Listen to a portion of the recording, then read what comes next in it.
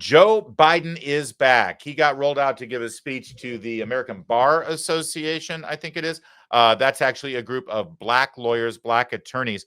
Joe Biden, before he was president of the United States, he was the chairman of the Judiciary Committee. And that's why he was invited to this, because he's got an old relationship with these guys.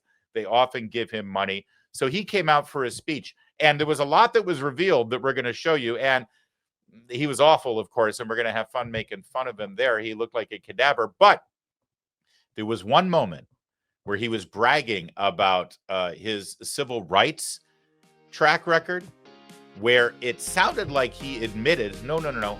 He bragged that Kamala Harris was a DEI hire.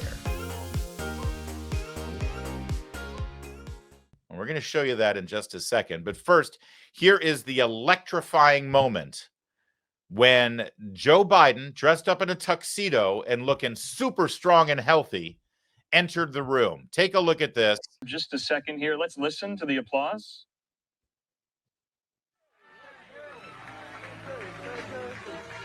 And he brought his granddaughters to celebrate with him.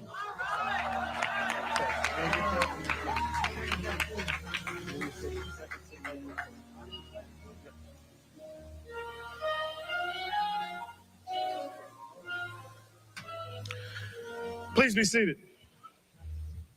All right, so maybe there's something wrong with the microphones here, but did the anchor say, let's jump in here and listen to the applause? I think he said, let's listen to the applause. Okay, let's do that again. Let's listen to the applause. Hold on. I want to hear the anchor say, let's listen to the applause. There he is. Ben, hold on with us for just a second here. Let's listen to the applause. Yes, so let's listen to the applause. And he brought his granddaughters to celebrate with him.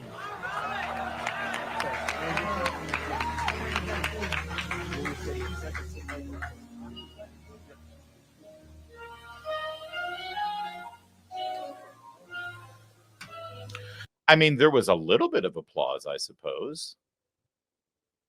I guess. Well, hardly the reception that you think a former president gets. Also, he didn't bring his granddaughters with him. He brought his granddaughters who were getting paid to be his physical aides and help him up the stairs and walk to where he's supposed to go. It's actually their job. Okay, Biden takes the podium. And again, I got to say, he looks great for a man who's been dead 4 years. Honestly, I'm sorry. And it's not even age. For God's sake, there's plenty of people who are older than him that look better. This is not an age thing. He looks like a dead body. Is it the lighting? Is it the makeup? I don't know. But he looks like at the end of the speech, they're going to wheel him into a medical school so that the students in the surgery department can practice on him. All right? With all due respect. All right, here's a little bit more of President Biden. We see the apparent glee some of our politicians express while watching immigrants who are in this country legally, torn from the arms of their family, dragged away in handcuffs from the only home they've ever known. My friends, we need to face the hard truth of this administration. It has been to ease all the gains we've made in my administration, to erase history rather than make it, to erase fairness, equality, to erase justice itself. And that's not hyperbole, that's a fact. That's a fact. You know, usually when a politician says, and that's not hyperbole, especially when it's Joe Biden, that's not hyperbole, it means it is in fact hyperbole. In fact, and in this case, it is hyperbole. And when he says it's a fact, just because he screams it doesn't mean that it's true. In fact, it isn't a fact. It's actually a lie. And I'll prove it. Let's break it down here. We see the apparent glee some of our politicians express while watching immigrants who are in this country legally, torn from the arms of their family, dragged away in handcuffs from the only home they've ever known. Legal immigrants are not being arrested and dragged away in handcuffs from the home they've ever known. Illegal immigrants are being dragged away in handcuffs. Now, he may be thinking that some of these people were given temporary protective status under his administration, which they were, but then President Trump revoked the temporary protective status. Do you know why? Do you know why? Because it was temporary. That's what temporary means. You don't always have it. It's not going to be there. And it was revoked. It was removed. Why? Because he implemented it illegally, unethically, immorally, for no reason other than to pad the numbers of people coming into this country illegally. And instead of saying they were illegal, he just gave them temporary protective status. And this whole thing about the only country they've ever known, a good chunk of these people have only come here in the last 4 years as adults. It's just a lie. He's just lying to you. But he's Joe Biden. This is what he's done for 50 years. A little bit more. My friends, we need to face the hard truth of this administration. It has been to ease all the gains we've made. I believe the teleprompter actually said it was to erase all the gains we made, not ease all the gains we made. He can't read. It's because his eyes no longer function properly, or his brain no longer functions properly, or it's because he just can't read. Or, hear me out, it might be a stutter. This might be the effects of the stutter. Just saying. It wasn't ease, it was erase. In fact, I know that for a fact because the very next line has a rhetorical flourish using the same word, erase. In my administration, to erase history rather than make it. So Trump is looking to erase history instead of make it. I'm sorry, which is the party that tears down statues? Which is the party that renames military bases and forts? Which is the party that tries to pretend like the Civil War never happened? Which is the party who literally, and I mean literally erases history? That's what I thought. And you may not like what Donald Trump is doing. Clearly, Joe Biden doesn't. But to suggest that he's not making history in the first 6 months of his second term is, well, not true. To erase fairness, equality, to erase justice itself. And that's not hyperbole, that's a fact. Donald Trump is erasing justice itself because he's actually enforcing the law as it is written.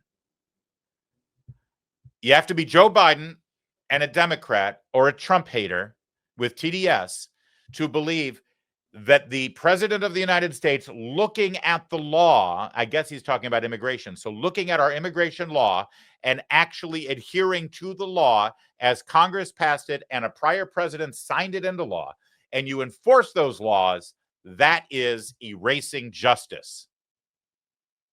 You see, to follow justice, you need to ignore the law. So says Joe Biden and his party. There's more from Joe. Scream at us some more, Joe. And I was proud to ask Kamala Harris to run with me, be the first black woman to serve as Vice President of the United States. It was important. As president, I made the cause of civil rights and equality the foundation of everything I did. For example, I promised to have an administration that looked like America. Okay, so just put those thoughts together for a minute. As president, it was important for me to lead by example and put civil rights in the forefront of all of my decisions. I wanted a cabinet that looked like America, and that's why I was proud to make Kamala Harris the first black vice president. So she's a DEI hire. I mean, there's no other way to decipher what he's screaming at you in this speech. He is bragging about hiring Kamala Harris to show that he's got civil rights on his mind at all times. Of course, unlike his time in the Senate in the 70s when he supported busing and he said some problematic things about black students going into his kids' school. I think he called it an urban jungle, which could be interpreted kind of in a racy way, huh? But make no mistake, this is Joe Biden bragging to this audience that Kamala Harris was hired for one reason and one reason only, because she was black. And I was proud to ask Kamala Harris to run with me, be the first black woman to serve as Vice President of the United States. It was important. As president, I made the cause of civil rights and equality the foundation of everything I did. For example, I promised to have an administration that looked like America. There you go. I hate to break it to him, though. It's not equality if you hire someone who is less qualified for a job because their skin color is the skin color that you're looking for. That's actually the opposite of equality, but that's fine. He's a Democrat. More from Joe. Scream at us some more, you dead man. Courts matter. The law matters. And the Constitution matters. All right, that was unfair. He's not dead. He looks like a dead body, but he's not dead. I could hear from that really healthy cough he just gave you. He's not quite dead. He's not dead yet. He's only mostly dead. But based on his performance here, based on his vigor, based on his energy, based on his competence, I am sure he could run for 4 more years. In fact, Biden 2028. Let's go. Let's start raising money now. Right? Who's with me? Who? Joe, you with me? Are you? The law matters. And the Constitution matters. I think a lot of Americans are starting to realize that under the pressure we're under now with this guy we have as president. Oh, get ready, folks. This is just starting. I'm proud I've appointed judges doing their best to be independent, fair, and impartial, respecting the rule of law and upholding the Constitution. I wish I could say the same for the executive branch, who seems doing his best to dismantle the Constitution. Oh, I'm being deadly earnest, man. Yeah, every time Joe Biden says I'm being deadly earnest and serious, and I'm not joking. No joke, man. You know that he says that because what he just said is not to be believed. Let me just be clear here. He's appointing judges who adhere to the Constitution. Those would be the judges who the Supreme Court are routinely overturning because they have overstepped their role as judges, trying to usurp the executive branch. And I'm sorry, this guy right now talking about following the Constitution and saying the executive branch under Donald Trump is not following the Constitution. Isn't this the guy who tried to engineer a scheme to forgive student loans with your tax dollars without having it go through Congress? And then the Supreme Court overruled it, saying it was unconstitutional. And then he did it anyway. And then when campaigning, remember when he was going to run for re-election? Those were the good old days.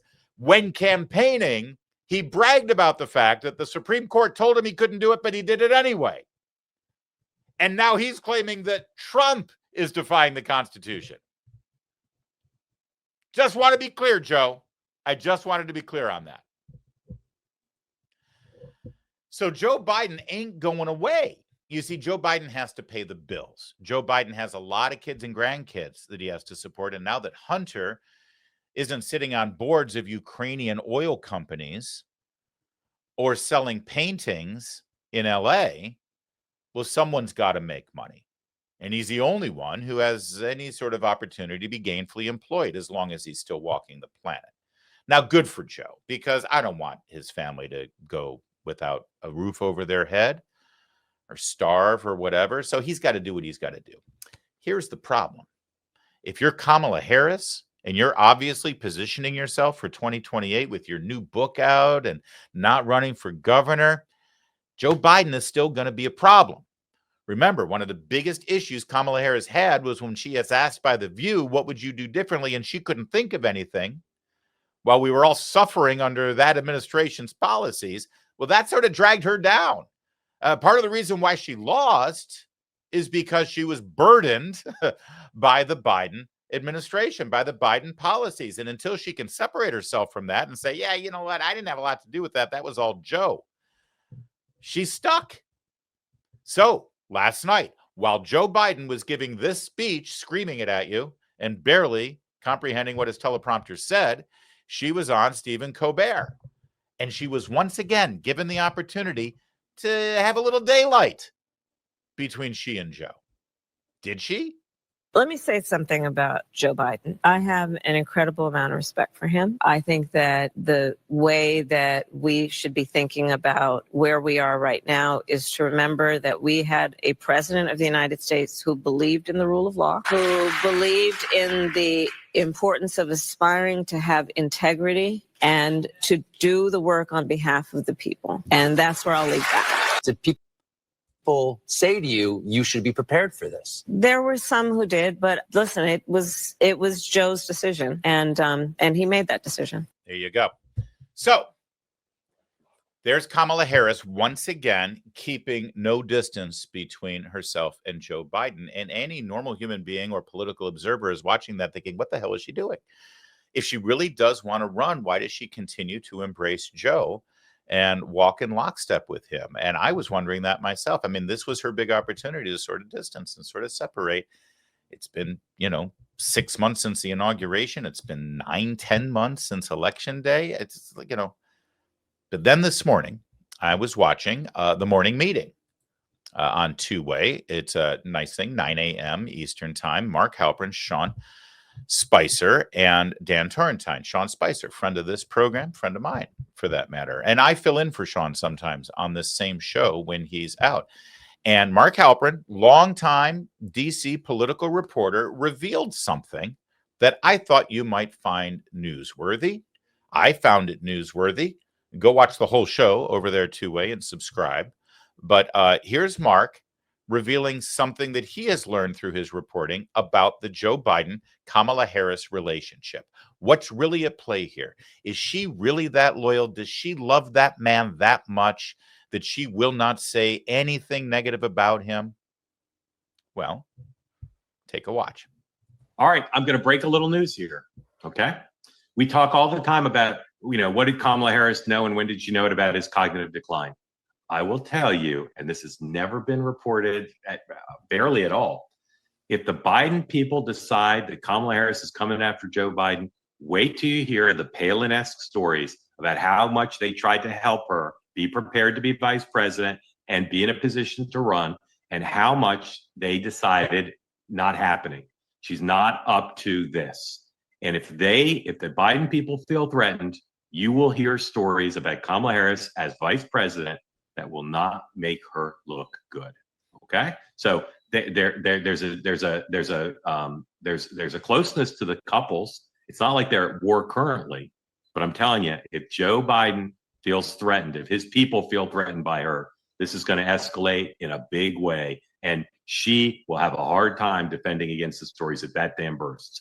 They were extraordinary in trying to help her do the job of vice president. They gave her every opportunity. Did you see Sean Spicer there as Halperin was revealing? Did you see this? That's how I am. That's how we all should be. That's what's happening here. The fact of the matter is Kamala Harris knows not to cross Joe Biden or Team Biden or Jill or any of them, because the second she does, they've got way too much to say about her. They worked with her. She was in their White House. She was in their administration. Don't forget that at the beginning of the fourth year, when Biden was running for re-election, there was pressure on him to dump her. People were saying, oh my God, what are we going to do? Biden can't run for re-election, but then we'll be stuck with Kamala Harris and she's a disaster. And the people who were saying that were the people in the Biden White House.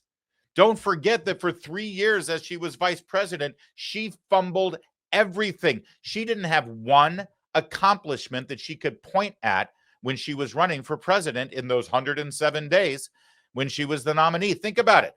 What did you hear from her all the time when she was giving speeches or in interviews? Well, I used to be a prosecutor. When I was a prosecutor, she's not even going back to when she was in the Senate. She had nothing to say about when she was vice president. She had nothing to brag about when she was a senator. She had to go all the way back to being a prosecutor as Attorney General in California or as the DA in San Francisco. She had zero accomplishments. She was a nightmare. She was a disaster. She lost staff on a monthly basis in the Biden White House, and they all know it, and they bent over backwards. They threw resource after resource after resource at her. They tried to get her up to speed. They tried to help her out. They tried to boost her. Joe Biden knew how to be a vice president. His staff knew how to be a vice president. They were all there when he was vice president to Barack Obama. So they said, okay, listen, this is perfect training ground for you. You're actually the vice president to a guy who was vice president. So we know exactly how to do the job. And she couldn't hack it. And they know it. And that's the insurance policy. She is screwed.